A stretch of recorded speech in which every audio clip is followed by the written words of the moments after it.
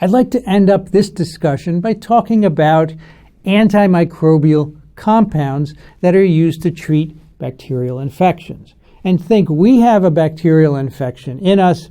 We need to treat them with drugs that will kill the bacteria but will not harm us. In other words, the antibiotics or antimicrobial compounds have to be selective.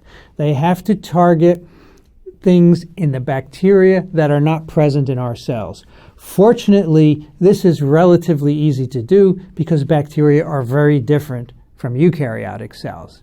I'll give you an example of such selectivity. There is a class of antibiotics called the beta-lactam antibiotics, and these include the penicillins, the cephalosporins, and the carbapenems. They're called beta-lactam antibiotics because they have a chemical ring in them called the beta-lactam ring. These antibiotics target the synthesis of murine. Now, do you remember from an earlier lecture what murine is? In gram-positive bacteria, this forms a thick layer on the outside of the bacterium just above the cell membrane.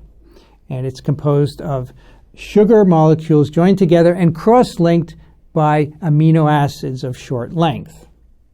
On the right of this slide is a diagram of the synthesis of murine. Murine is exclusive to bacteria. It does not occur in eukaryotic cells. And on this slide are 4 different antibiotics: phosphomycin, cycloserine, vancomycin, and penicillin, which block different steps on the synthesis of murine.